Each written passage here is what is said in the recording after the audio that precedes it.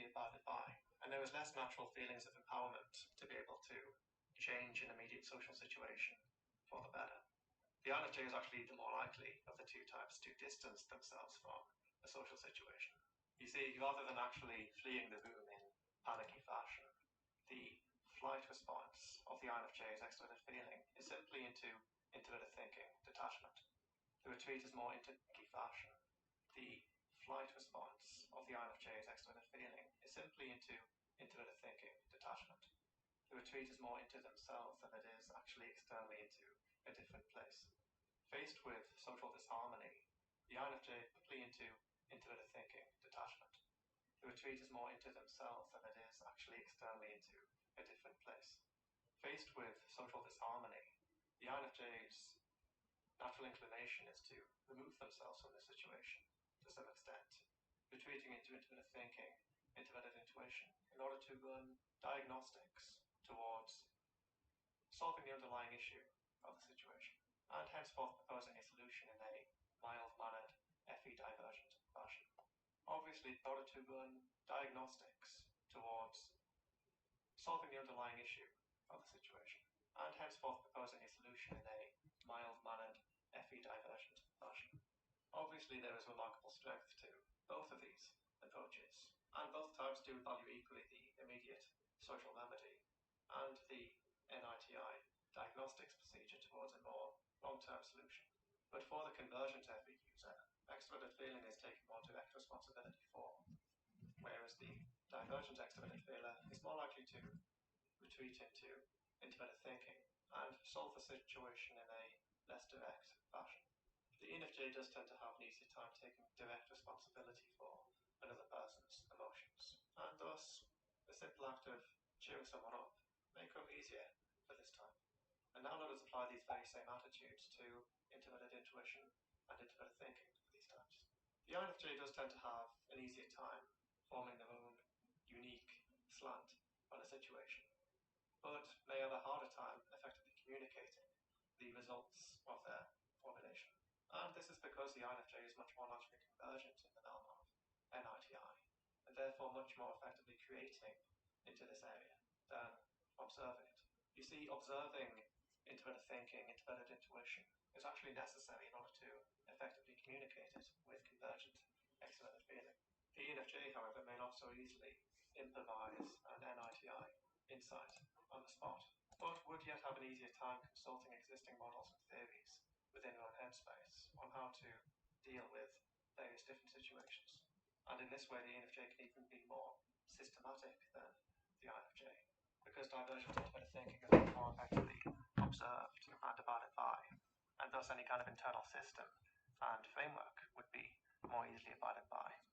And this is because while the more playful NITI convergence is harder to engage for this type, the type subsequently excels at observing theories and insights they have previously found to be true.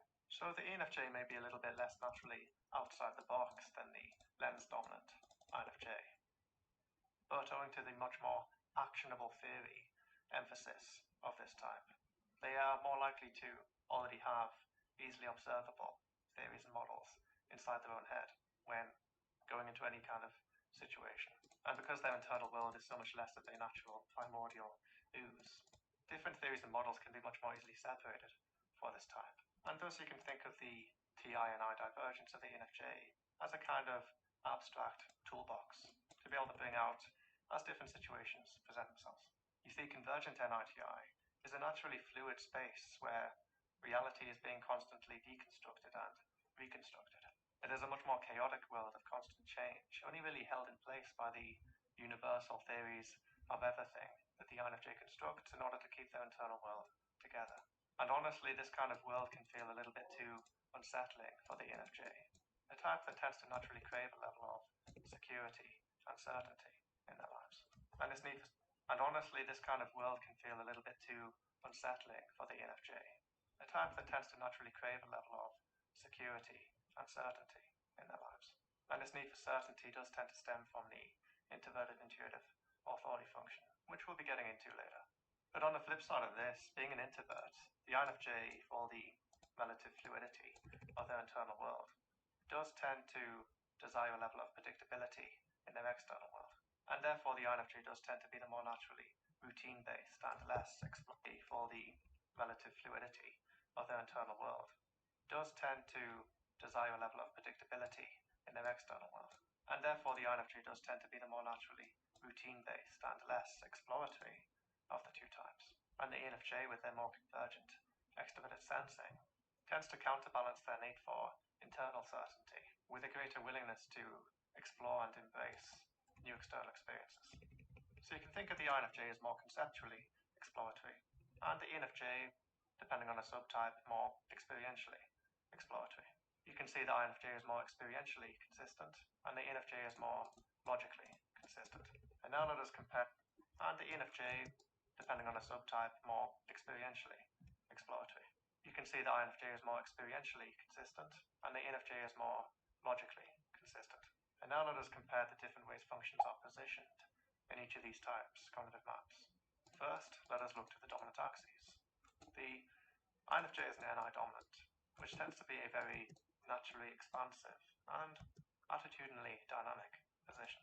The dominant position of any function is actually so expansive that it can be remarkably difficult to actually see it, much like the air that we breathe, because the INFJ does not actually use NI as a tool as much as they simply exist within it. This is a kind of safe space for the type, and irrespective of the impact, as much as they simply exist within it. This is a kind of safe space for the type, and irrespective of the impact this might have upon their mental well-being, it is not difficult for any for the type, and irrespective of the impact this might have upon their mental well-being, it is not difficult for any introverted intuitive dominant to spend significantly more time within their internal world than would necessarily be healthy. The saturation threshold to spend significantly more time within their internal world than would necessarily be healthy. The saturation threshold for the dominant function is therefore typically quite high. And the more we tend to stay within the confines of the dominant function, the more we tend to dissociate from the oppositional function, that is the function opposing the dominant on the other side of the axis. In the case of the INFJ, this would be extroverted sensing. And as such, the INFJ usually benefits from setting various external factors in place that actively encourage the type to go outside of the heads. And the ENFJ, on the other hand, is an extroverted feeling dominant function. Again, with extroverted feeling, in this case, being like the air the ENFJ breathes, they would not necessarily even notice themselves using the function. It is often so naturally paced within this type as to feel instinctual and non-deliberate. Oftentimes an ENFJ would have to be reminded how much they are valuing social harmony and societal role. As for the ENFJ, this can just feel like more second nature than it is an actual value they hold to.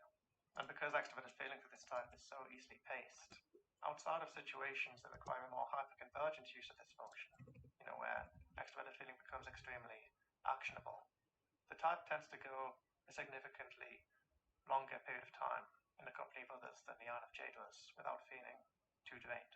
And again, this does not mean the ENFJ is going to be the life and soul of a party.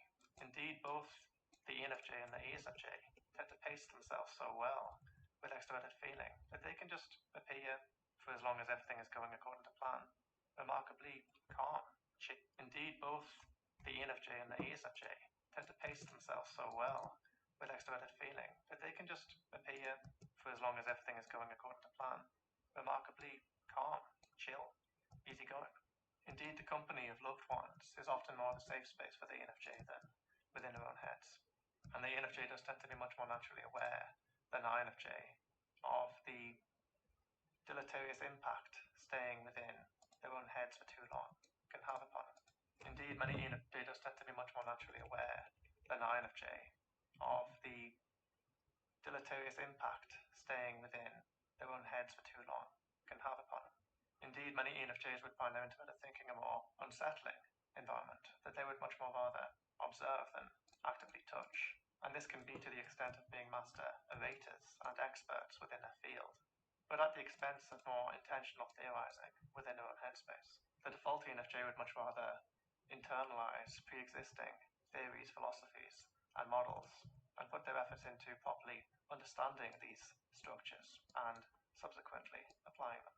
Should they render their intuitive thinking as hyperconvergent of that of the INFJs, not theorizing within their own headspace? The default ENFJ would much rather internalize pre-existing theories, philosophies, and models, and put their efforts into properly understanding these structures and subsequently applying them. Should they render their intuitive thinking as hyperconvergent of that of the INFJs, the INFJ can feel like they are on shaky ground and significantly less empowered towards external altruistic action. And as such, trust does play a big role in the ENFJ's relationship to their intuitive thinking frameworks.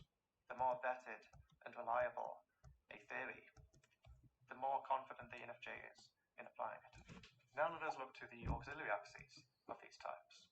The INFJ has a rational auxiliary axis between introverted thinking and extroverted feeling, whereas the auxiliary axis of the ENFJ is between extroverted sensing and introverted intuition. The top of any given auxiliary axis is going to feature the agency function, and this would be introverted thinking for the INFJ, and thus the realm of sensual control within their psyche. This means, well, first of all, that the first route of solving any given problem, as mentioned previously, tends to start with introverted thinking frameworking. And the second implication is in the more possessive nature of this function position. With so much egoic energies directed towards this realm, the INFJ tends to be naturally protective over their opinions, conclusions, and more possessive nature of this function position. With so much egoic energies directed towards this realm, the INFJ tends to be naturally protective over their opinions, conclusions, and even theories. And this can even be to the extent of a level of introverted thinking, privacy. Oftentimes, an INFJ would employ introverted thinking simply in aid of their own internal novel experience.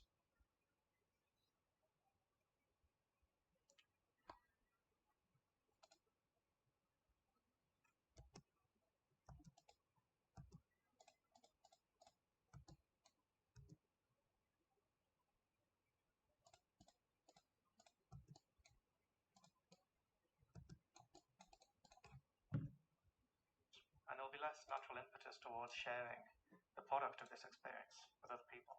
And the bottom of any given auxiliary axis features the authority function. Extroverted feeling here for the INFJ effectively instills an outer ego drive to operate more within certain social boundaries and reflect more upon issues that have more direct relevance to human operation. This function is divergent and therefore a realm of less change for this type. Moreover, this have more direct relevance to human operation. This function is divergent and therefore a realm of less change for this type. Moreover, this function can be so restrictive for the INFJ as to foster more of a love-hate relationship with this function. Therefore, I fit more within certain social boundaries and reflect more upon issues that have more direct relevance to human operation. This function is divergent and therefore a realm of less change for this type. Moreover, this function can be so restrictive for the INFJ as to foster more of a love-hate relationship with this function than what the ENFJ would experience, who by contrast tends to exist more within extroverted feeling, with this function being more the realm of the ego for the ENFJ.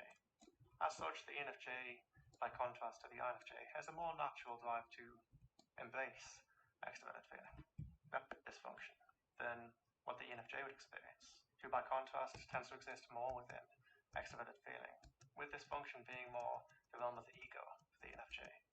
As such, the ENFJ, by contrast to the INFJ, has a more natural drive to embrace extroverted feeling. Now let's compare this to the ENFJ's auxiliary axis, this time starting from the bottom up. The authority function for the ENFJ is introverted intuition. This instills in the ENFJ a greater need to head in a more fixed trajectory, as well as map out to embrace extroverted feeling. Now let's compare this to the ENFJ's auxiliary axis, this time starting from the bottom up. The authority function for the ENFJ is introverted intuition.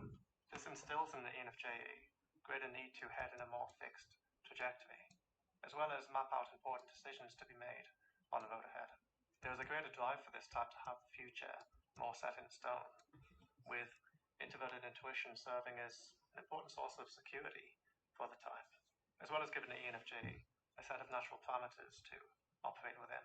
The ENFJ often prefers to live their life according to a grand vision or desired goal.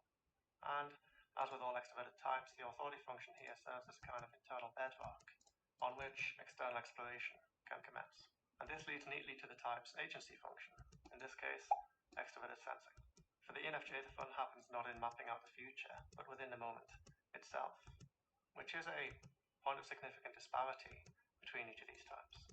Whereas INFJ can enjoy playing with concepts and be more flexible in their future trajectory, they tend to require more day-to-day predictability, whereas the ENFJ is typically more serious than INFJ with concepts and future plans.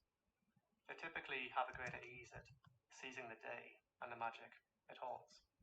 And now let us move on to the dip functions of each of these types and future plans. They typically have a greater ease at seizing the day and the magic it holds. And now let us move on to the dip functions of each of these types. Both types employ an extroverted, intuitive, extroverted thinking pairing amply, but in quite different ways. The INFJ employs NETE from the expression gateway of each of these types.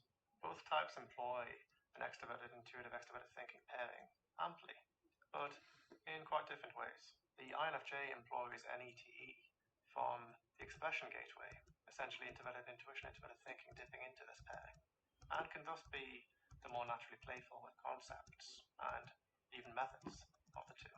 The ENFJ, by contrast, employs TE-NE via the extension gateway, which has a much more serious slant to the lens-dominant pairing of the INFJ, and more attitudinally suited to managerial positions. Both types tend to have an introverted sensing, introverted feeling pairing, and thus both hold a natural kind of internal warmth and highly concretized sense of identity. Both of these types tend to enter into this pairing via the impression gateway, that is FESE, into FISI. And thus this concrete internal world of both of these types can be highly affected by social feedback. However, the FISI pairing of the ENFJ is more convergent by nature, and thus more consistently adaptive to the context of their external world. There is a more natural level of adaptation here and natural molding according to external necessity. SIFI for the INFJ, however, is much more divergent for this type, and thus much more of a authoritative force pushing them forward. Some INFJs may be more individualistically inclined than the more naturally collectivistic ENFJ, for example. They may also, again, owing to the more love-hate relationship with their extroverted feeling, every now and again have a more passive, aggressive relationship to external parameters. And generally the INFJ is just more comfortable going off and doing their own thing. Emotional regulation is a little bit external parameters. And generally the INFJ is just more comfortable going off and doing their own thing. Emotional regulation is a little external parameters. And generally the INFJ is just more comfortable going off and doing their own thing. Emotional regulation is a little bit harder for the INFJ, but the lack of consistent NI vision is generally counterbalanced by the type's consistent authenticity and individuality, which serves as the bedrock for this type's internal theorizing. And the final point of differentiation for each of these types lies in the blind spot function. The INFJ tends to be more blind in the area of extroverted thinking, extroverted sensing, but the lack of consistent NI vision is generally counterbalanced by the type's consistent authenticity and individuality, which serves as the bedrock for this type's internal theorizing. And the final point of differentiation for each of these types lies in the blind spot function. The INFJ tends to be more blind in the area of extroverted thinking, extroverted sensing, and can thus have a harder time getting to grip with new mechanisms, for example, or a string of new factual information sent their way as the bedrock for this type's internal theorizing. And the final point of differentiation for each of these types lies in the blind spot function. The INFJ tends to be more blind in the area of extroverted thinking, extroverted sensing, and can thus have a harder time getting to grip with new mechanisms, for example, or a string of new factual information sent their way. There's a greater need to stew on things over time via introverted thinking, internalization here, and less natural comfort taking extroverted thinking in their stride. Generally for the INFJ, introverted thinking is a lot more autonomous from extroverted thinking, and thus a lot more rational than it is empirical. Generally the INFJ relies more upon their internal models than the ENFJ does. Furthermore, exerting substantial influence over their environment is more of a learned skill for the ENFJ does. Furthermore, extroverted thinking, and thus a lot more rational than it is empirical. Generally, the INFJ relies more upon their internal models than the ENFJ does. Furthermore, exerting substantial influence over their environment is more of a learned skill for the INFJ, when extroverted feeling for the type eventually cottons on to the fact that, for example, internal decor is valued by other people. And this wouldn't be true for every INFJ because, of course, that feeling for the type ENFJ does.